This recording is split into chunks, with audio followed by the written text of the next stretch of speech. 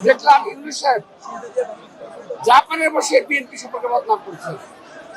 একটু লজ্জাও লাগলো না দেশের সম্পর্কে বিদেশে বসে বদনাম করতে? তিনি বললেন একটি দল নির্বাচন চায়, আর আমরা বলতে চাই একটি লোক নির্বাচন চায় না, ছিল ইউনূস। স্বাধীনতার ঘোষক শহীদ রাষ্ট্রপতি জিয়া রহমানের আজকে ৪৪তম মৃত্যুবার্ষিকী।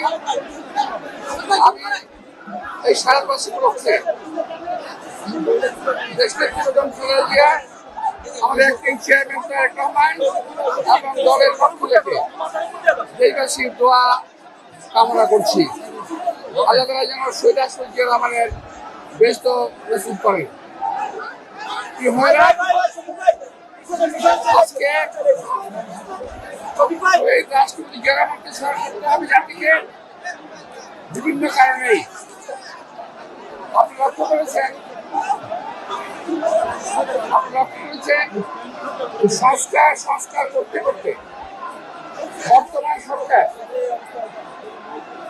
বিদেশ থেকে বহু লোককে আমদানি করেছেন সংস্কার করার জন্য।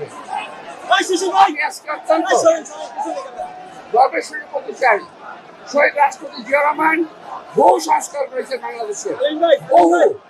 বিদেশ থেকে কোনো পরামর্শ আনেন নাই, উনি দেশে থেকে দেশের এই সংস্কার করার দরকার করেছেন। খাল সংস্কার করা হয়েছে, গার্মেন্টস ব্যবসা ও পোল্ট্রি ডেয়ারি সহ নারী শিক্ষা, বহু সংস্কার তিনি করেছেন, কিন্তু তিনি কখনোই বিদেশ থেকে কোনো কাউকে আমদানি করেননি। আজকে এই সরকার কিছু বিদেশি লোককে আমদানি করেছেন কিছু সংস্কার করার জন্য।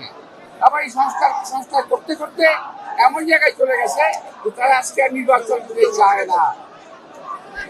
খুব দুঃখের সঙ্গে কথা বলছি, দেখলাম ইউনূস সাহেব জাপানে বসে বিএনপি সম্পর্কে বদনাম করছে।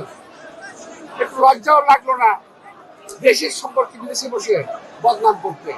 তিনি বললেন একটি দল নির্বাচন চায়, আর আমরা বলতে চাই একটি লোক নির্বাচন চায় না, ছিল ইউনূস। উনি নির্বাচন চায় না।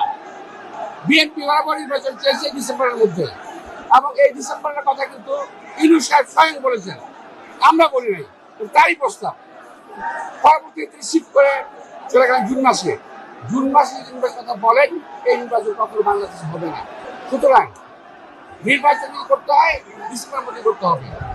আর নির্বাচন করতে না চান ইউনূস সাহেবের দায়িত্ব, আমাদের দায়িত্ব নয়। আমরা জাতির বাংলাদেশের জনগণ এই নির্বাচন আদায় করবে, নইলে এই দেশের ভৌগোলিক অগ্রগতি থাকবে না।